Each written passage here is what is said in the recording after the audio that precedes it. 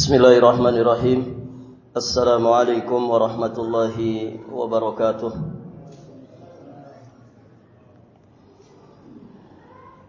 Alhamdulillahilladzi arsala rasulahu bil huda wa dinil haqq liyudhhirahu 'ala ad-dini kullihi walau karihal musyrikun. Asyhadu an la ilaha illallah wahdahu rabbi la syarikalah. Wa asyhadu anna Muhammadan abduhu wa rasuluh. Qala Allah Ta'ala fi kitabihil karim, ya ayyuhalladzina amanu taqullaha haqqa tuqatih wa la tamutunna illa wa antum muslimun. Amma ba'd. Allahumma inna nas'aluka ilman nafi'an wa na'udzu bika min ilmin la yanfa'. Ya hayyu ya qayyum birahmatika nastaghith aslih lana sya'nana kullah wa la takilna ila anfusina tarfata ain. Para hadirin jamaah Bapak Ibu yang semoga senantiasa dirahmati dan diberkahi Allah Subhanahu wa taala. Alhamdulillah wa syukrulillah,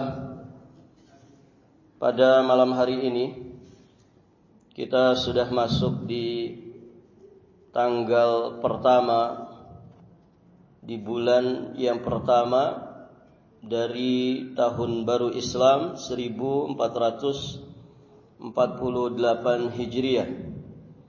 Kita memohon kepada Allah Subhanahu wa taala dengan seluruh asma-Nya yang husna, dengan seluruh sifat-sifatnya yang maha sempurna, semoga Allah Subhanahu wa taala menerima amal ibadah kita semua di tahun yang lalu dan mengampunkan segala kesalahan, dosa dan juga kekhilafan, dan semoga Allah Subhanahu wa taala memberikan taufik dan inayah kepada kita semua untuk bisa menjadikan tahun ini lebih baik daripada tahun sebelumnya, dan semoga Allah menganugerahkan kepada kita semua hidayah, inayah dan juga keistiqomahan untuk kita bisa terus berada di jalan Allah Subhanahu wa taala yang lurus.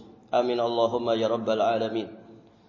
Baik para jamaah yang dirahmati Allah, kita masih di pembahasan tentang fadhail kalimat al-istirja', keutamaan dan keistimewaan dari kalimat istirja'. Pada kesempatan yang lalu kita sudah menjelaskan bahwa orang-orang yang beristirja kepada Allah, mereka mendapatkan apa yang dijanjikan Allah Subhanahu wa taala di surat Al-Baqarah ayat 155 156. Mereka mendapatkan bisyarah. Mereka dinyatakan orang-orang yang mendapatkan kabar gembira karena mereka dinyatakan sebagai orang-orang yang bersabar. Wa basyiris sabirin alladzina idza asabathum musibah qalu inna lillahi wa inna ilaihi raji'un. Kemudian mereka juga mendapatkan salawat dan juga rahmat dari Allah Azza wa Jalla. Kemudian mereka juga mendapatkan hidayah, mendapatkan petunjuk dari Allah Subhanahu wa taala. Ya, sebagaimana makna dari sabar itu sendiri, maka orang-orang yang bersabar hatinya berada di atas petunjuk, lisannya juga berada di atas hidayah. Kemudian sikap, tingkah laku, perbuatannya juga berada di jalan Allah yang lurus. Maka hadirin jamaah yang dirahmati Allah, di surat At-Taghabun ayat ke-11 Allah Subhanahu wa taala menyampaikan, ma asaba min musibatin illa biidznillah. Tidaklah menimpa suatu musibah pun kecuali dengan izin Allah. Dan ini yang kemudian dipahami juga diyakini oleh orang-orang yang sabar, yang beristirja kepada Allah Subhanahu wa taala. Tidak mungkin ada satu musibah pun yang menimpa kecuali atas kehendak dan izin Allah Subhanahu wa taala. Maka tidak ada pilihan bagi orang-orang beriman melainkan dia ridha kepada ketetapan takdir Allah. Dia ikhlas untuk menghadapi takdir Allah Subhanahu wa taala. Dia pun tetap berbaik sangka kepada Allah Subhanahu wa taala. Dan inilah bukti keimanannya kepada takdir Allah. Maka iman inilah yang kemudian menjadikan dia tetap berada di jalur dan di lajurnya Allah Subhanahu wa taala. Maka di kelanjutan ayat Allah menyampaikan, "Wa may yu'min billah yahdi qalbah." Siapa yang beriman kepada Allah Subhanahu wa taala, dengan dia bersabar saat menghadapi musibah, dia kemudian tabah menghadapi masa-masa sulit, maka Allah Subhanahu wa taala akan memberikan hidayah ke dalam hatinya. Taib, hadirin jamaah yang dirahmati Allah. Kemudian orang-orang yang beristirja yang dinyatakan oleh Allah sebagai orang-orang yang sabar, juga mereka mendapatkan pahala yang tanpa batas. Bukan hanya pahala biasa. Orang yang sabar dan beristirja kepada Allah saat mendapatkan musibah, dia akan mendapatkan pahala yang tanpa batas. Sebagaimana firman Allah di surat Az-Zumar ayat ke-10, "Innama yuwaffas sabirun ajrahum bighairi hisab." Sesungguhnya hanya orang-orang yang bersabarlah yang dicukupkan, disempurnakan pahala mereka tanpa batas.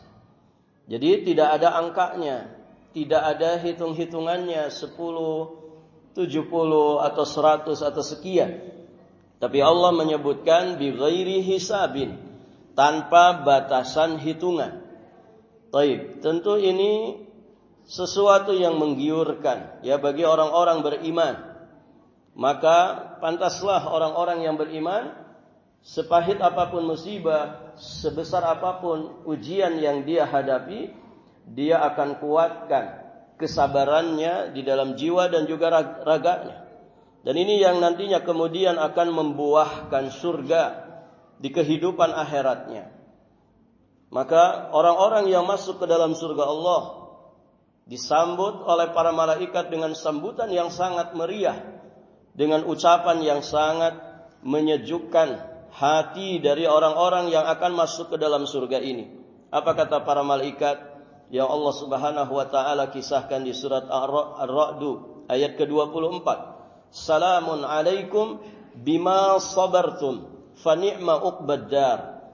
Para malaikat, hadirin jamaah yang dirahmati Allah, mereka menyambut para ahli surga saat masuk ke dalam surga Allah dengan ungkapan salamun alaikum, keselamatan atas kalian, bima sabartum, berkat kesabaran kalian dulu ketika di dunia menghadapi dan menjawab berbagai macam soal ujian kehidupan. Fa ni'ma uqbad dar, maka alangkah nikmatnya tempat kesudahan itu. Hadirin jamaah yang dirahmati Allah, kesulitan, penderitaan, perjuangan, pengorbanan, ya kesabaran saat kita di dunia, maka itu kemudian akan sirna seketika saat orang itu masuk ke dalam surga Allah. Makanya sahabat yang mulia Abu Bakar As-Siddiq menyampaikan, la syarra fi syarrin ba'dahul jannah.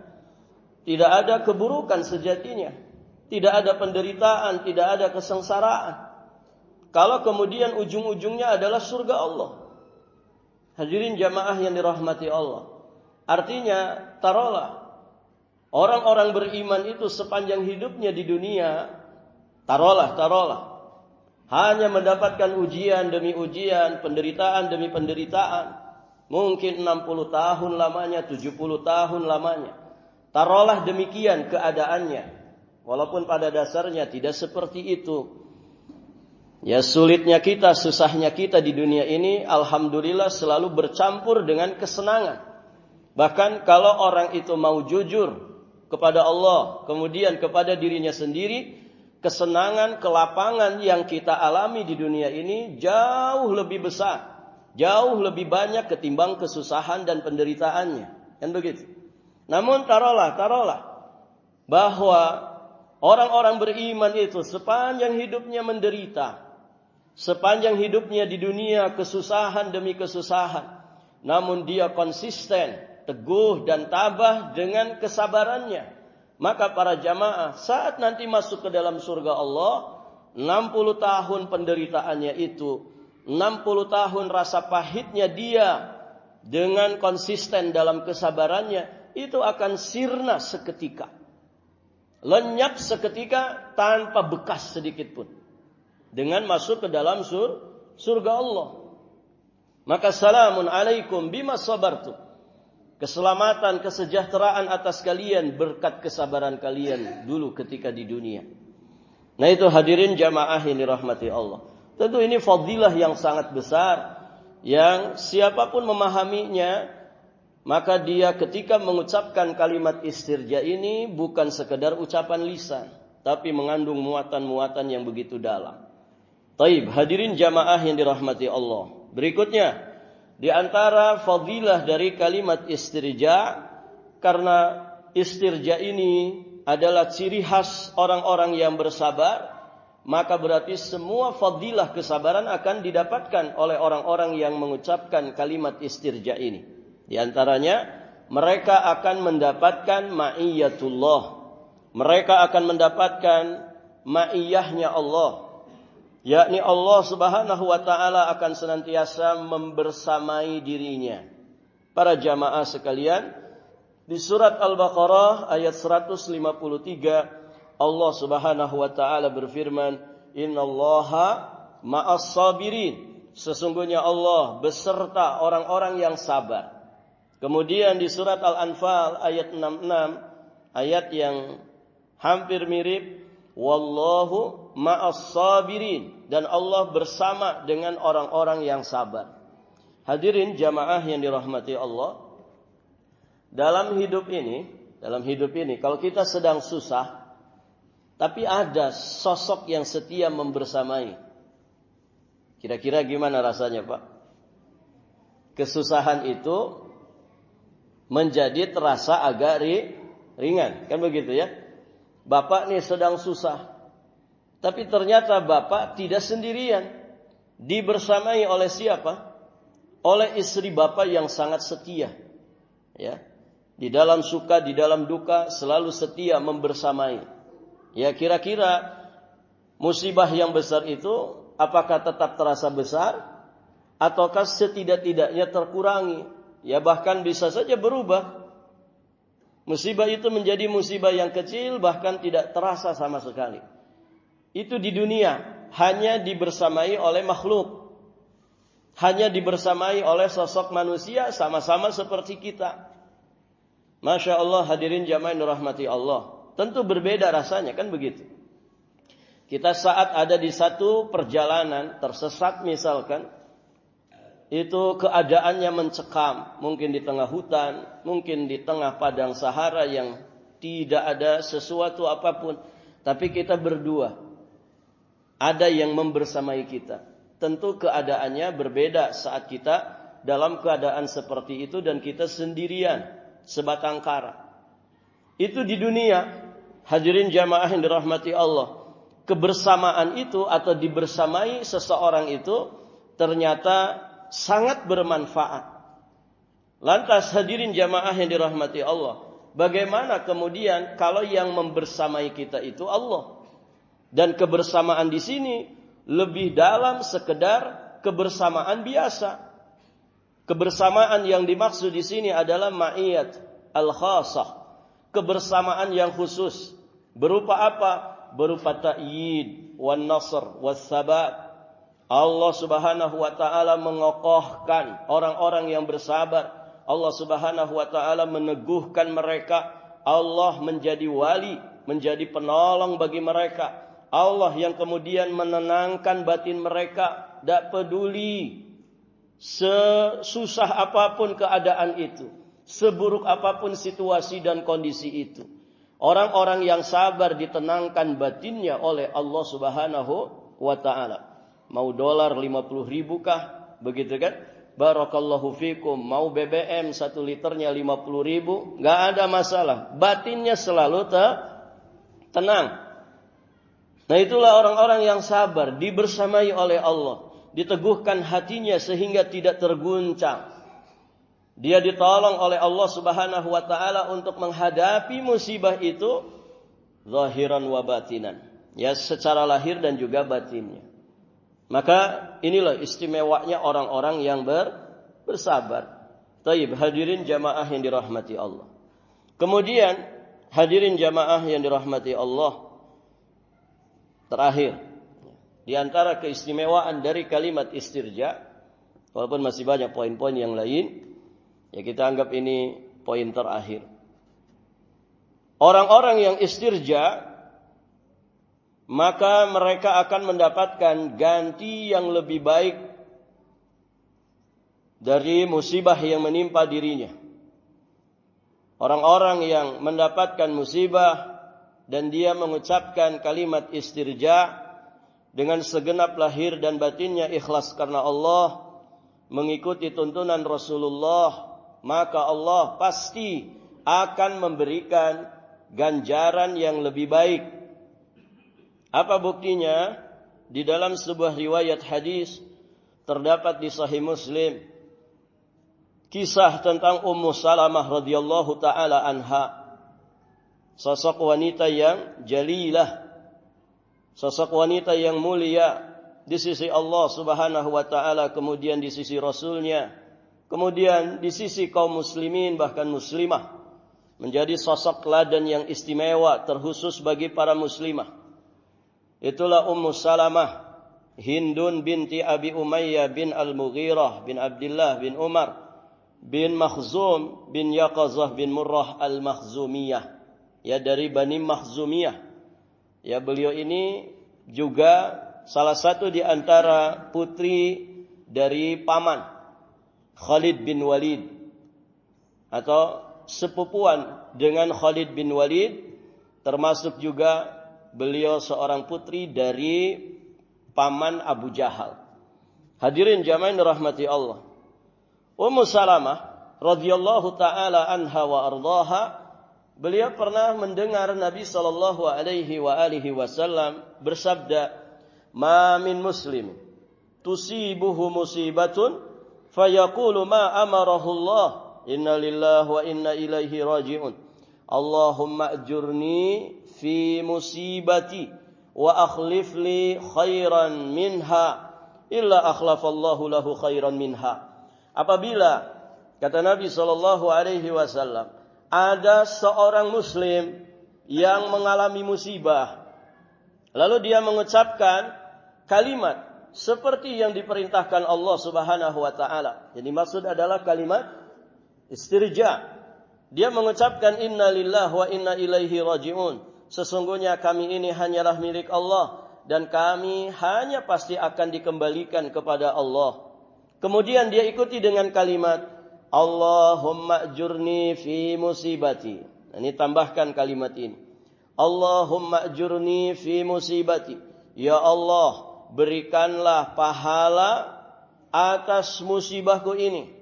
Wa akhlif li khairan minha, dan gantikanlah untukku dengan sesuatu yang lebih baik darinya. Tambahkan kalimat ini. Allahumma ajurni fi musibati. Ya Allah, berikanlah pahala atas musibahku ini. Wa akhlif li khairan minha, dan gantilah dengan sesuatu yang lebih baik darinya.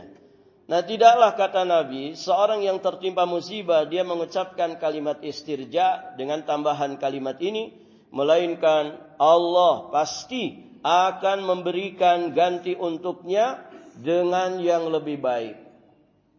Begitu para jemaah. Dan kita mesti yakin dengan janji Allah ini.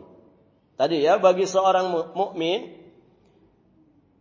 pahala yang Allah berikan itu tentu tidak hanya di dunia, tapi dia yakini pahala akhirat ini. Karena walau bagaimanapun, wal akhiratu khairun laka minal ula, walal akhiratu khairun laka minal ula. Kehidupan akhirat itu lebih baik bagimu daripada kehidupan pertama, yakni kehidupan dunia. Wal akhiratu khairu wa abqa. Akhirat itu lebih baik dan lebih kekal. Dan itulah hakikat daripada kehidupan. maka hadirin jamaah yang dirahmati Allah, badal yang dia mintakan, pengganti dari musibah yang dia mintakan, tentu hadirin jamaah yang dirahmati Allah, dia ingin memanennya di kehidupan akhirat nanti. Namun bisa saja ada busyra ajil lil mu'min. Ada kabar gembira yang Allah segerakan bagi orang-orang beriman. Apa itu? Berupa fadilah dunyawiyah. Walaupun tadi seorang mukmin fokusnya kepada pahala ganjaran di kehidupan akhirat, tapi terkadang kabar gembira itu disegerakan oleh Allah Subhanahu wa taala bagi seorang mukmin di dunia. Maka amal-amal solehnya, sebagian daripada amal-amal solehnya yang ikhlas karena Allah itu, Allah Subhanahu wa taala segerakan balasannya di dunia ini. Maka bisa saja pengganti dari musibah itu Allah kemudian segerakan di dunia sebelum nanti mendapatkan yang sesungguhnya di kehidupan akhirat. Nah, termasuk apa yang dialami oleh Ummu Salamah ini.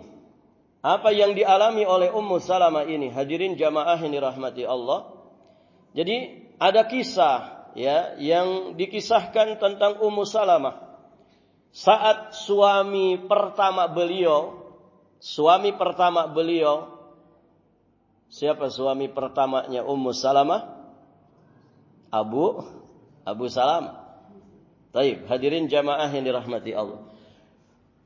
Saat suami pertama Ummu Salamah, yakni yang bernama Abu Salamah, berkunyah Abu Salamah, saat beliau wafat akibat luka dari perang Uhud yang dideritanya, maka jelas istrinya yang sangat setia ini tentu sangat berduka dengan kematian suami yang dicintainya.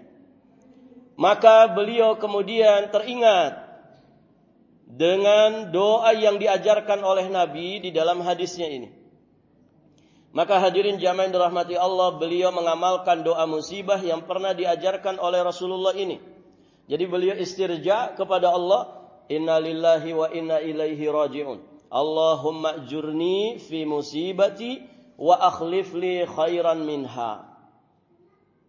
Nah, ketika mengamalkan doa yang diajarkan Nabi ini, pas pada kalimat Allahumma wa akhlif li khairan minha. Pada kalimat ini, yang artinya ya Allah, gantilah musibah ini dengan yang lebih baik darinya. Ummu Salamah di dalam hatinya sempat terdetik sebuah pertanyaan. Siapa gerangan orang yang lebih baik dari Abu Salamah? Karena musibah yang menimpa dirinya adalah kehilangan suaminya yang bernama Abu Salamah. Maka saat beliau meminta kepada Allah, ya Allah berikan ganti. Berarti ganti dari Abu Salamah. Karena ini musibahku. Ganti dengan yang lebih baik dari Abu Salamah. Beliau sempat terbesit di dalam hatinya. Siapa gerangan orang yang lebih baik daripada Abu Salamah? Karena saat ini, hadirin jamaah yang dirahmati Allah, Abu Salamah bagi Ummu Salamah adalah sosok yang terbaik. Termasuk Muslim generasi awal, as-sabiqun al-awwalun. Dan Abu Salamah ini di dalam kisah sejarahnya beliau 2 kali hijrah. Hijrah ke negeri Habasyah, sebagai hijrah pertama, beliau juga hijrah ke Madinah. Karena wafatnya di tahun ke-4 Hijriah. Perang Badar ikutan, perang Uhud ikutan. Artinya sudah ini sosok sahabiyun jalil yang luar biasa. Bagi Ummu Salamah, Abu Salamah ini terbaik. Hadirin jamaah yang dirahmati Allah. Bagaimana tidak? Sosok beliau termasuk sosok sahabat yang mulia. Mengikuti perang Badar, mengikuti perang Uhud. Dan itu jaminannya surga. Maka pantas Ummu Salamah bertanya-tanya. Lantas siapa yang lebih baik daripada Abu Salamah? Namun hadirin jamaah yang dirahmati Allah, karena keyakinan dan juga ketaatannya kepada syariat, beliau tetap dengan mantap ya, mengamalkan apa yang diajarkan oleh Nabi sallallahu alaihi wasallam ini. Maka selesai beliau menjalani masa iddah. Masa iddah ditinggal mati suami itu berapa lama, Pak?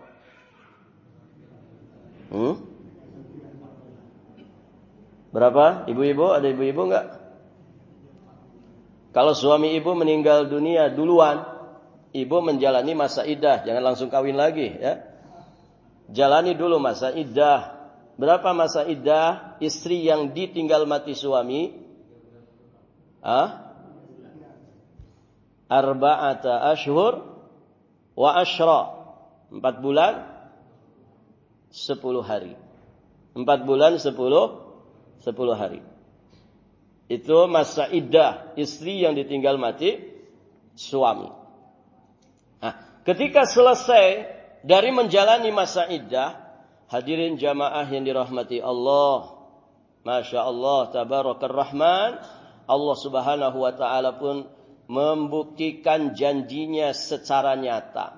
Beliau dilamar dan dinikahi oleh Rasulullah sallallahu alaihi wasallam. Pertanyaannya, siapa yang lebih baik? Abu Salamah atau Rasulullah?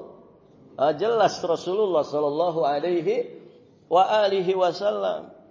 Ini janji yang kemudian dibuktikan oleh Allah Azza wa Jalla kepada Ummu Salamah. Hadirin jamaah yang dirahmati Allah. Jadi ibu-ibu yang ditinggal mati suaminya padahal masih pada muda, amalkan saja ini. Amalkan. Mudah-mudahan nanti datang sosok yang lebih baik daripada suami pertama yang meninggal ini. Taib, hadirin jamaah yang dirahmati Allah. Dan Masya Allah dengan pernikahan ini jelas berarti Ummu Salamah mendapatkan sosok yang lebih baik daripada suami pertamanya. Sosok yang lebih baik daripada Abu Salamah. Jelas Nabi SAW sebaik laki-laki di dunia, juga beliau sebaik-baik laki-laki di kehidupan akhirat nanti. Maka otomatis kalau suaminya terbaik, ya, istrinya pun diangkat kedudukannya. Bukan lagi jadi wanita biasa, tapi wanita pilihan Allah yang akan menjadi pendamping laki-laki terbaik di dunia dan di akhirat ini. Maka beliau pun menjadi ummul mukminin, ibunya bagi orang-orang yang beriman. Hadirin jamaah yang dirahmati Allah. Barakallahu fikum. Dan dengan keberkahan menjadi istri Nabi sallallahu alaihi wasallam, ternyata Ummu Salamah juga memiliki peran yang begitu besar, jasa yang begitu besar terhadap Islam dan juga kaum muslimin. Beliau karena menjadi pendamping Nabi, beliau banyak meriwayatkan hadis dari Rasulullah sallallahu alaihi wasallam. Ya, kita kalau belajar hadis-hadis Nabi, banyak riwayat-riwayat yang berasal dari Ummu Salamah. Ya, para ulama pakar hadis menyebutkan ada sekitar 380 sekian, ya, hadis yang datang riwayatnya dari Ummu Salamah, ya. Dan sebagian hadis-hadisnya disepakati oleh Imam Al-Bukhari dan juga Imam Muslim. Nah, ini keberkahan tersendiri menjadi pendamping Nabi sallallahu alaihi wasallam. Terakhir hadirin jamaah yang dirahmati Allah, di dalam sejarah disebutkan ada beberapa alasan Rasulullah sallallahu alaihi wasallam menikahi Ummu Salamah. Ya, setidak-tidaknya ada 3 alasan mendasar kenapa Nabi itu menikahi Ummu Salamah, seorang janda dengan beberapa anak. Taib, hadirin jamaah yang dirahmati Allah. Pertama, sebagai balasan bagi Ummu Salamah dan juga suaminya yang telah ikut serta berjuang di dalam menegakkan Islam, khususnya di masa-masa awal Nabi sallallahu alaihi wasallam merintis dakwah Islam, ya, kepada umat manusia. Ya, artinya mereka berdua termasuk generasi as-sabiqunal awwalun. Maka ya sebagai balas jasa, ya sebagai balas budi untuk Ummu Salamah dan suaminya. Maka beliau menikahi Ummu Salamah. Kemudian hadirin jamaah yang dirahmati Allah, ini juga sebagai bentuk pertanggungjawaban dan juga tasliyah atau hiburan bagi Ummu Salamah, di mana suaminya meninggal dunia akibat luka yang dideritanya di peperangan Uhud. Dan dengan wasilah itulah kemudian Abu Salamah meninggal dunia. Jadi pulang dari perang Uhud, lukanya semakin parah dan akhirnya menjadi wasilah beliau meninggal dunia. Maka sebagai bentuk pertanggungjawaban, ya sebagai pemimpin tertinggi, ya Rasulullah sallallahu alaihi wasallam bertanggung jawab dan juga memberikan tasliyah, hiburan tersendiri bagi Ummu Salamah. Ya jelas para jamaah, siapa yang tidak mau jadi istrinya Nabi, gitu kan? Siapa yang tidak mau jadi istrinya Nabi? Manusia yang paling diberkahi Allah di alam dunia ini. Maka yang menjadi pendampingnya pasti akan mendapatkan keberkahan. Dan ini sejatinya juga menunjukkan kemuliaan dari Ummu Salamah, bahwa beliau ini bukan wanita biasa, tapi wanita yang istimewa, memiliki segudang keutamaan. Nah itu para jamaah yang dirahmati Allah. Kemudian alasan yang ketiga, dijelaskan oleh para ulama bahwa Ummu Salamah itu berasal dari Bani Makhzum, Al-Makhzumiyah. Ya, sebagaimana tadi kita jelaskan nasab dari Ummu Salamah ini. Baik para jamaah. Dan kabilah Makhzumiyah ini, para jamaah yang dirahmati Allah, itu dikenal kabilah yang sangat membenci Nabi, tidak menyukai Rasulullah sallallahu alaihi wasallam. Sedangkan Bani Makhzumiyah ini kabilah terpandang di Quraisy, di kalangan orang-orang Quraisy. Kabilah terpandang, kabilah besar, dan dikenal sangat benci kepada Nabi sallallahu alaihi wasallam.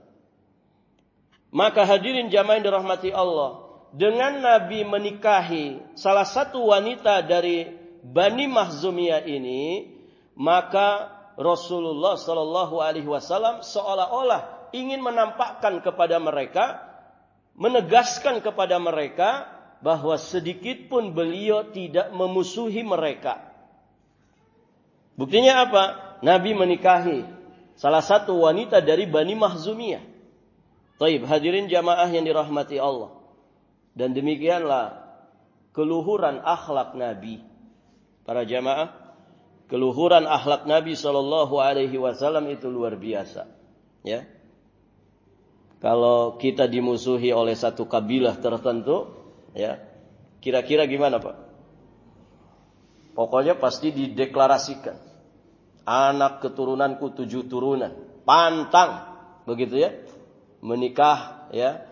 Atau kemudian punya hubungan kekerabatan pernikahan dengan Bani Fulan tuh, yang memusuhi aku, begitu ya? Begitu kan, Pak? Barakallahu fikum. Tapi Rasulullah tidak seperti itu. Ketika peristiwa Futuh Mekah saja kan begitu. Luhurnya akhlak Nabi, betapa mulianya Rasulullah sallallahu alaihi wasallam. Beliau bukan seorang pendendam. Bayangkan itu. Ini Mekah sudah dikuasai oleh Nabi. Ya, sudah dimenangkan oleh Rasulullah. Dulu ini orang-orang ini memusuhi Nabi, mengusir, bahkan akan membunuh Nabi. Gitu ya. Tempat tumpah darahnya beliau sendiri. Itu kalau itu menimpa kita, Pak, kita sudah menaklukkan ini. Satu kawasan, satu wilayah, satu kota yang dulu mengusir kita, mau membunuh kita, ya, merusak kehormatan kita, nama baik kita. Kira-kira kalau kita kemudian yang menaklukkannya, apa yang dilakukan? Ya, tenggelamkan semua, bereskan semua, tuntaskan semua, jangan sisa. Gitu. Jadi pasukannya sudah besar, kekuatannya sudah besar, berhasil ditaklukkan.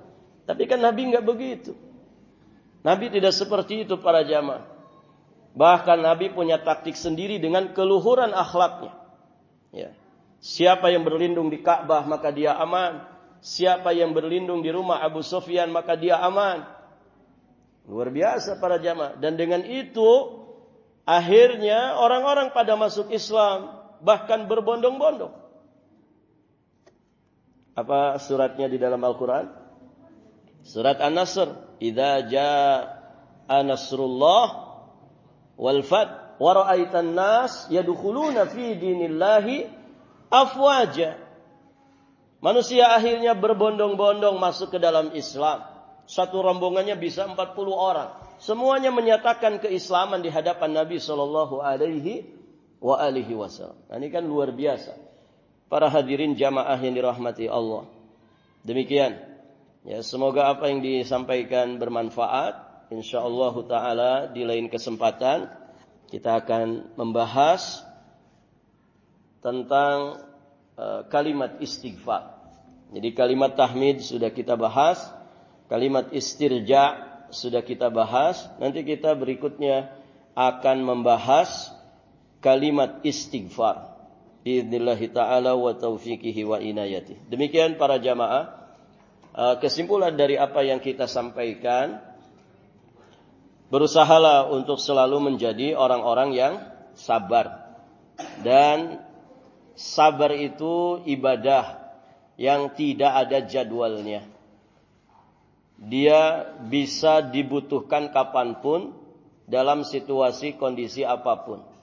Ya, kita tidak pernah tahu kapan ujian yang tidak menyenangkan itu menimpa diri kita, begitu kan? Cuaca tidak pernah menetap dalam satu keadaan. Maka kuda-kuda sabar itu harus dipersiapkan setiap saat. Karena kesabaran itu ya dinilai dari sejak benturan pertama musibah, gitu ya. Maka siapkan kuda-kuda kesabaran untuk menghadapi segala macam rintangan, segala macam tantangan dalam kehidupan ini. Kita sudah siap dengan pondasi kesabaran kita yang kuat. Dan sejatinya musibah apapun yang menimpa kita, kecilkah, besarkah, atau sedangkah, sejatinya mengandung hikmah yang begitu besar dan menjadi momentum bagi kita untuk berusaha memperbaiki diri. Di antaranya dengan cara kita inabah, taubat, kembali kepada Allah Subhanahu wa taala, ya sebagaimana apa yang terkandung dari makna kalimat istirja itu sendiri. Dengan taubat kepada Allah Subhanahu wa taala, maka semoga musibah itu terangkat dari diri kita. Makanya nanti berikutnya kita akan membahas ya kalimat istighfar yang merupakan bagian penting di dalam taubat kita kepada Allah. Nasihat para ulama, ma nazalal bala ya illa bidzanbin. Tidaklah musibah itu turun melainkan disebabkan karena dosa. Disebabkan karena dosa. Musibah apapun itu, Pak. Ya. Merosotnya ekonomi kita, naiknya harga-harga barang di tengah-tengah kita, maka yakinilah bahwa tidak turun musibah itu kecuali dengan dosa. Bisa dosa para pemimpin, bisa juga dosa para rakyat. Karena dua-duanya bertanggung jawab. Dua-duanya akan dimintai pertanggungjawaban di hadapan Allah Subhanahu wa taala atas kewajibannya masing-masing. Ma nazalal bala illa bidzanbin. Tidak turun bala kecuali dengan dosa manusia. Wa ma rufi'a illa bitaubatin. Dan tidaklah bala itu akan diangkat kecuali dengan taubat. Maka kewajiban kita masing-masing adalah bertaubat kepada Allah, taubatan nasuha. Semoga dengan taubatan nasuha, Allah Subhanahu wa taala mengangkat bala yang sedang menimpa kita. Amin Allahumma ya rabbal alamin. Baik para jamaah yang dirahmati Allah, sampai di sini saja pelajaran kita. Semoga bermanfaat, semoga menjadi ilmu nafi, dan semoga Allah memberikan kekuatan, hidayah dan inayah kepada kita untuk mengamalkannya dengan sebaik-baiknya. Amin Allahumma ya rabbal alamin.